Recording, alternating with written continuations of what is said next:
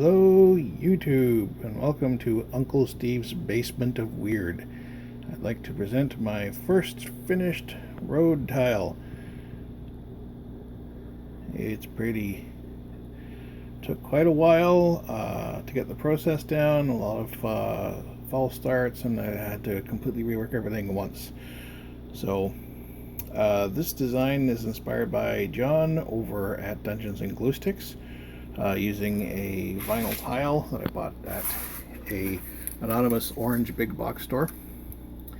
So there were 12 by 12 tiles, and I cut them into 4-inch sections. These tiles don't have as much texture as the ones John's used. I couldn't find one that had the kind of texture, so I went with this. Next time I would go with one with some more texture to it. Makes dry brushing easier. So that was the first step, was to cut it up. Next, I used a Dremel tool to grind down the sides to make the road, to make the the bevel the edge there, to make it flat with whatever gaming mat I'm going to be putting it on, make it look a little bit more natural. And as you can see, there's also markings on there in pencil, and this is because the first time I didn't put markings on there, and I made the berms too close inside the road, and the fancy wagon I spent all that time making would not fit. So I had to scrape everything off and start all over again.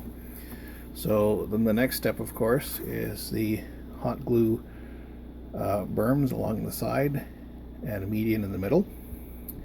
And of course gluing down some various scenic rocks from Scenic Arts Crafts collections, plus stuff I've just collected over the years. And then next is I then glued down good old construction sand. Here in Canada, the only one that I could find didn't have larger bits in it, so I had to mix some larger pebbles into it.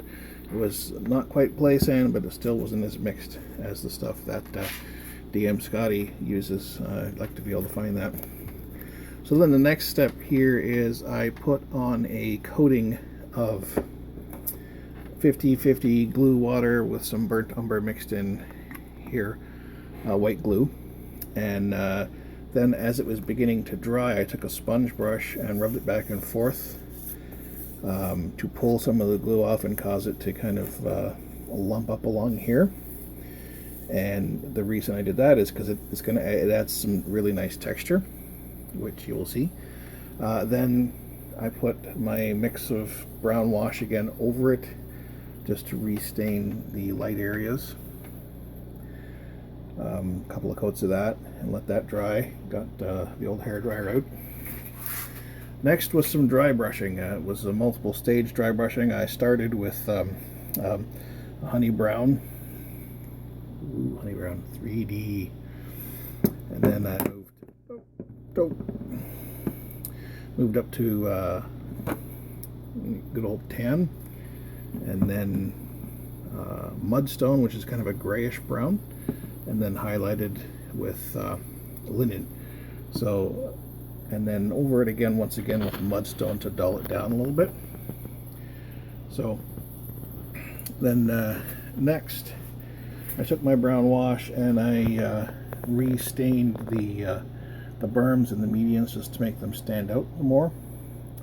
I painted the stones with different colors. I used acrylics, Model Master paint, because they're nice and thin, and you put them on thin enough, then it kind of shows the highlighting you've already done through the paint, so that way you don't have to redo all that.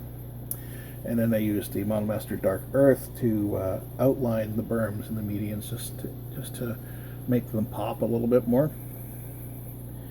And then I glued on some moss for bushes and a couple of bits of grass, woodland scenics type stuff. Hope my wavy camera isn't making people sick. It's like the Blair Witch Craft project. Okay, and then the last step was to glue on the Scenic Woods mixed grass, and I think it turned out pretty nice. Unfortunately, I'm not going to be able to finish them all in time to use these tomorrow night. My nephew will be very disappointed because he wanted me to finish the straight section so that he could put a road down tomorrow. I got one done. Does that count? Anyway, there you have it. Thanks for joining me, and here's Frassy, Destroyer of Things. Anyway, good night, everybody. I'm gonna go to bed now. Bye.